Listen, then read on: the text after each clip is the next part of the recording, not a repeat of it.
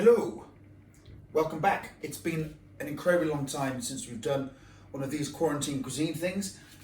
The last time I did one, I actually said this will be the last one of the quarantine cuisines because quarantine's nearly over. How we laughed. Oh, we laughed. Anyway, I've not done one because I've been super busy with the How to Train series. 3 videos a week of a full workout that you do along with me. And all you need is a kettlebell to do it, get you into incredible shape, fit, strong, all that thing. And we've been getting the gym ready for when our Nazi fascist overlords allow us to open our business again. Anyway, what we have today is a recipe that is one of the favouriteest things ever that Zoe and I have ever eaten. And it's an Indian dish called Mutton Chukka. And we first had this at a restaurant just around the corner from the gym 12 years ago, maybe? Probably something like that. Probably 12 years ago. So, come a little closer. A couple of the chefs that worked there were members of our gym. That's right. And they were just the sweetest lads. And we had a gym night out, didn't we? And we said, do you think you could accommodate, God, it must have been nearly 20 of us. And we went over. It was Punithas, it was called. Yeah. And the lads were fabulous. Yeah. And they came out in their chef's whites to make sure we were having a lovely time. And yeah, the food was extraordinarily good. Incredible. But my favourite thing, and Zoe's as well, with this mutton chukka, which is this dark, rich, spicy, dry curry. So it's not got a sauce. It's quite a dry curry. But oh my God, it tastes fantastic. And mutton isn't something we use much in this country, but it's the lovely meat. Mutton's not something that's easy to get hold of. Like, none of the shops sell it. You've got to go to a specialist place. So just around the corner from the gym has just opened up a butcher's, and it's a Middle Eastern family that's running it. I'm not 100% sure where they're from, but they're gorgeous people, really nice, and they've got just some really great produce, including, come nice and close now, this is mutton shoulder. It's on the bone, which is great because we're going to do this dish in about 3 different parts. And the first part is going to be the slow cook of the mutton. Now, mutton does need a slow cook. It's much stronger taste than lamb, so it hasn't got that sweetness lamb has. It's a sort of more of an adult taste, but the bones will sort of add to that fantastic stock. So into the slow cooker, we have some mutton shoulder. I don't know how much a mutton shoulder is. About a potful. Potful. We've got 4 chilies that are going to go in whole. 1, 2, 3, 4. We then have this spice paste that I've just mashed up in the whizzy chopper. It is obviously bright yellow, so it's got turmeric in it. It is garlic, it is ginger, and some salt. Bit of water, and then in that goes as well. How do you measure garlic? By the absolute bloody handful, and you put as much in as you can. Is that right? You measure it with your heart. Ah, yes, that's right. So lots of garlic, lots of ginger, lots of turmeric. You had a look at a few YouTube videos on this, so I'll try and remember to get you to link them below if people want actual quantities, because you're a bit of a handful of this, spoonful of that sort of chef. 100% that. We're going to throw just a little bit of oil in. Oh, wait a second. Stir my cheese sauce. I'm also making lasagna. Does that need turning off? I wouldn't say this is cheese sauce. This is melted cheese. That's fine.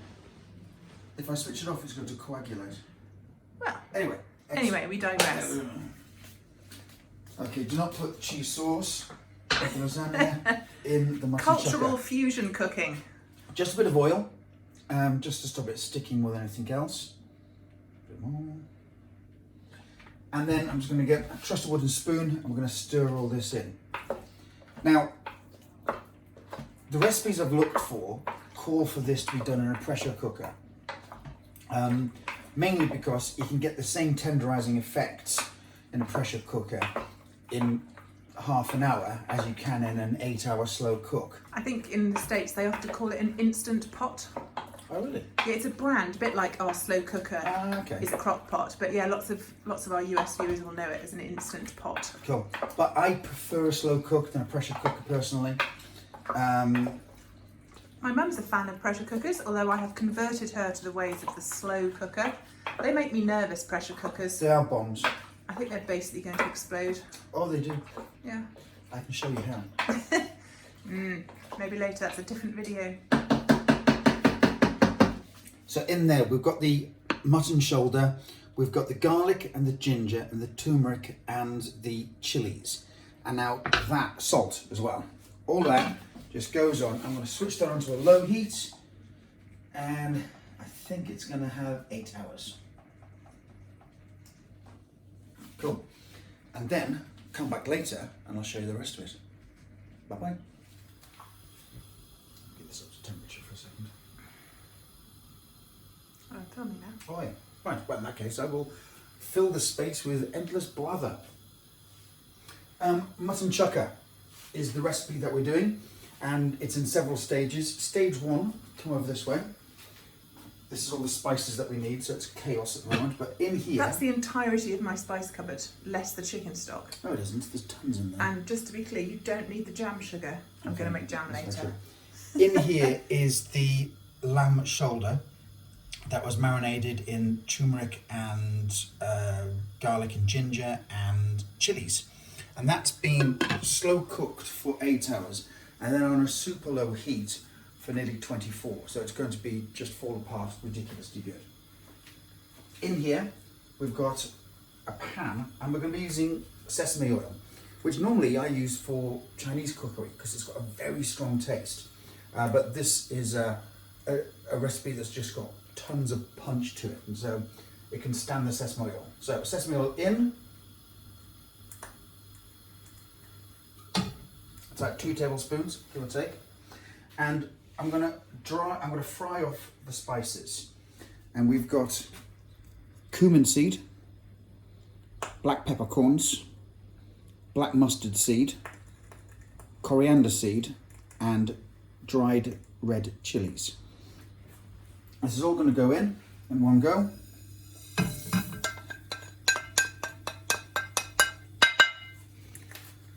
Pump up the volume.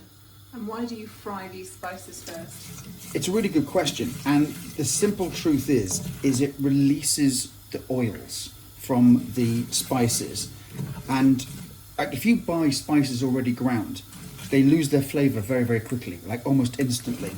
So by having the spice in seed form and then frying it and then grinding it, which is what we're going to do next, you get much more flavour, like much more flavour. And we want to fry this, not burn it. A couple of minutes, 2 minutes should be enough. But keep stirring so it doesn't stick at the bottom. And that's quite a thick pan as well. Yeah. You can do this in a frying pan, you can do it in a saucepan, but just make sure it's not on too high heat. And you know when it's doing what it's supposed to do, when you can actually start to smell the spices. So right now, it's more the sesame oil I can smell.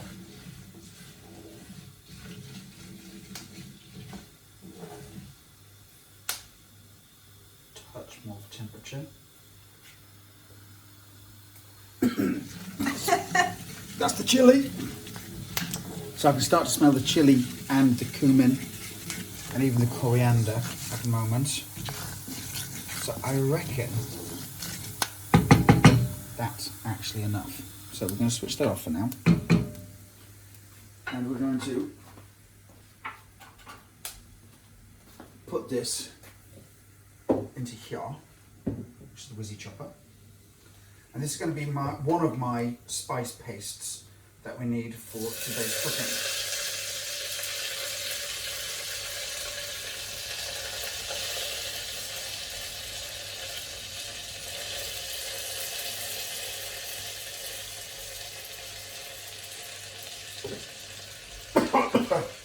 Crap. That's the chili, or I've made mustard gas, one of the two. I'll clear the sinuses either way. Okay, so if you're going to do this in a whizzy chopper, you've got to make sure you've got one that's got an incredibly tight lid, because what you've got in here is hot oil, and if there's a way out, it will find the way out and it will be disastrous. But this one's got a really good, strong seal. If not, personally, I'd use a pestle and mortar if you got one of those. Or the end of your rolling pin. Or your Euro pen, also good. Right, and that goes whizzy blast.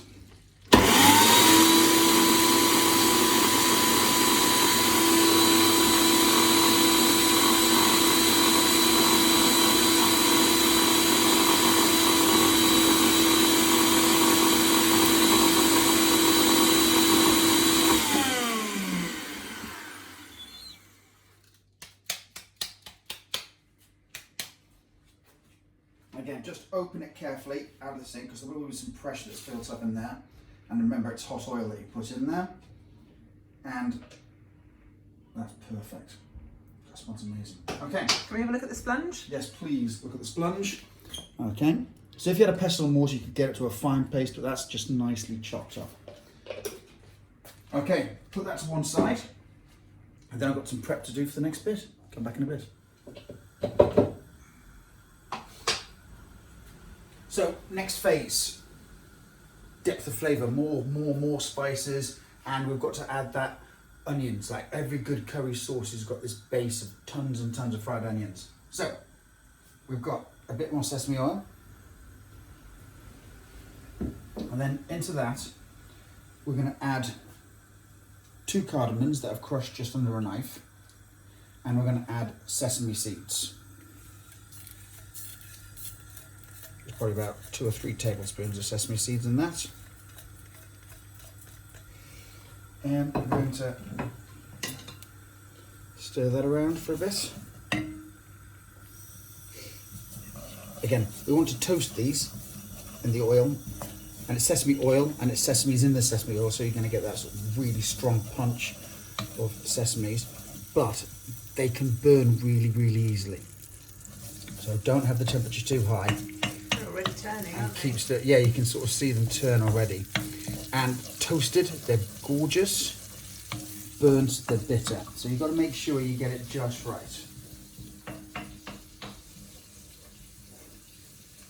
Just keep an eye around them. It smells fantastic. I can't smell the cardamom yet. The sesames I can really, really well. Maybe it's a bit too, there we go. So I'm looking for these to go a light nut brown. And we're actually going to take it off the heat. Okay,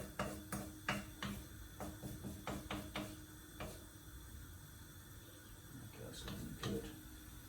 Nearly there? Nearly there, not quite.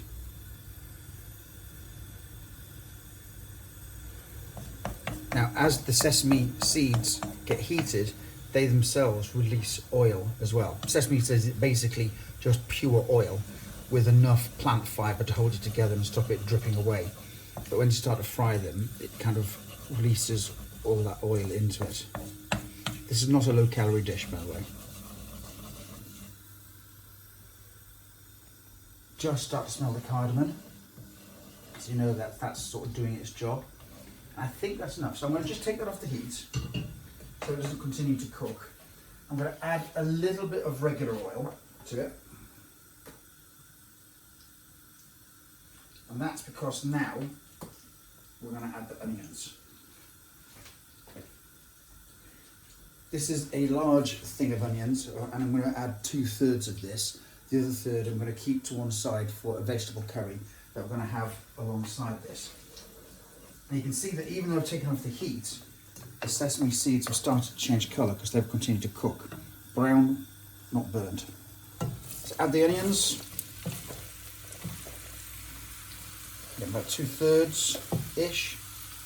Cool. So what's that, 2 large onions and No, 1 red onion? I've used 4 red onions, 4 white onions. Okay. So it's a lot of onions, and I've probably added in, I said, about 8 onions, so there's probably 5 onions in here right now. But I'm doing an entire shoulder of lamb, and I like onions. So I'm going to cook these off for a very long time. So come back later, because this is going to take 20-30 minutes to cook down. Do it as you're filming. So onions have lovely reduced down. If you come have a look at those. So they're cooked down lovely. Starting to brown but not burnt. What I'm going to do now is we've got a stick of cinnamon. That's going to go in. And these are fennel seeds. And that's going to go in. I'm just going to work that through a little bit. I'm going to turn the volume up a touch. So remember, you can get fennel powder, you can get cumin powder, you can get coriander powder bought. It's much better if you use the real seeds and grind them down yourself. You get much stronger flavours. Oh, that fennel is so good. We'll just work that in a bit. Let that start to caramelise. What we're going to do also then is we're going to add in those spices that I ground up earlier. If you remember rightly, it was black mustard seed, chilies, black pepper, Coriander seed. loads of coriander, some cumin seed as well. And that was all fried off in sesame oil.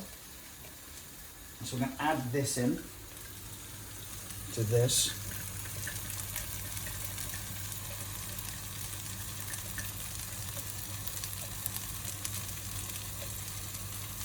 That's great. Work this through.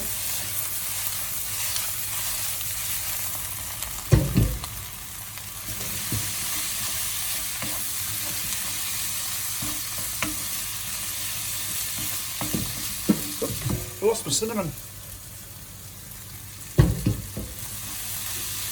Oh, that smells magnificent. And then we're going to add a tin of tomatoes. You could use fresh tomatoes if you wanted to. That's absolutely fine. You know what, I'm going to add a second tin. Crazy town. I know.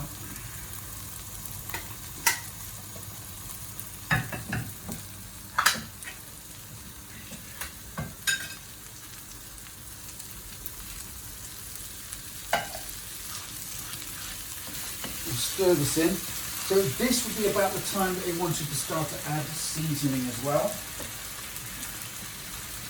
And by seasoning, I mean salt.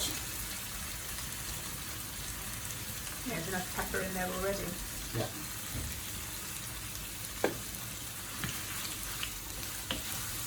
So that's on a high heat, bring it up to temperature. I'm going to turn that down. I'm just going to let that reduce and thicken and darken until it's almost a brownish red in colour. If it starts to catch or burn, I might add water to it. In fact, I'll fill some water up and then smile it in, ready to go. I need to cook this down until the tomatoes are cooked, which is about going to be another 15 minutes. I'm going to stir it, not constantly, but I'm going to come back and stir it from time to time and make sure it's not catching, make sure it's not burning, and I want it thick. This is a thick curry sauce, it's a dry curry sauce. At the moment you can tell this is still wet. So I need to cook this down. The only stage left after this, once this is cooked down, is check the seasoning and add the lamb. Cook that down until it's all incorporated and reduced down, eat it. In the meantime, you're going to be back later for that part, and I'm going to cook up our rice and our vegetable curry, which I'll show you at the end. Cheers. That's Father's Day rum with straw. Not a straw in it. No, straw in the bottle. The straw right around the bottle. That's how you know it's fancy. Plantation 5-year-old Barbados rum. It's excellent. It's very good.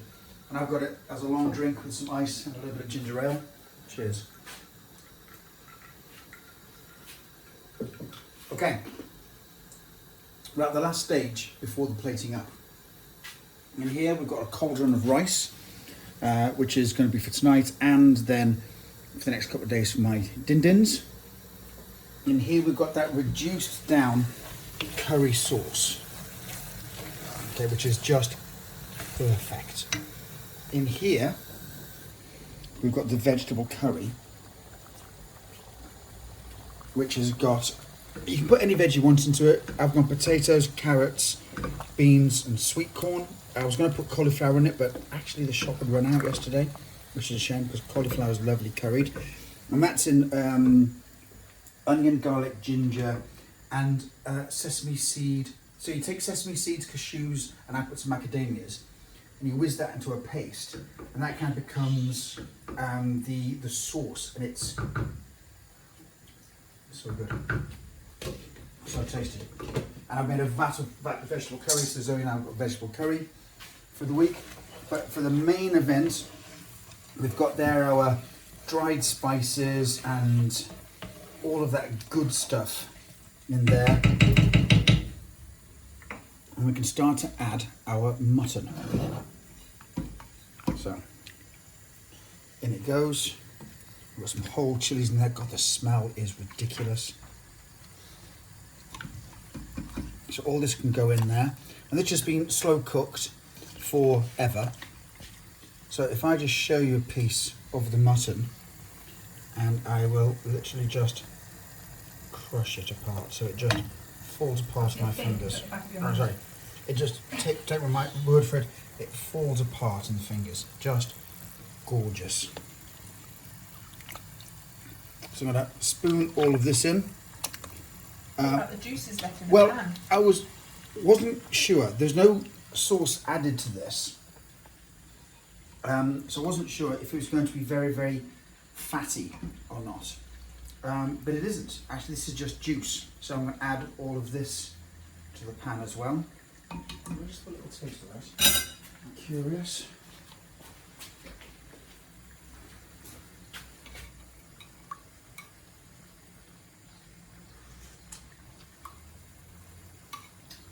Oh my God. Are you amazing? The recipe I'm following is amazing, which will be linked down below. That needs a bit more salt in it, but I've seasoned this. So all of that can go in there. And then we need for the rice to cook, this to reduce down. You know what, I've added too much liquid, haven't I? It doesn't matter. This is supposed to be a dry curry, so quite thick. So I will pump up the volume and we'll reduce this down. The vegetable curry is done. Just need to wait for the carrots to cook properly.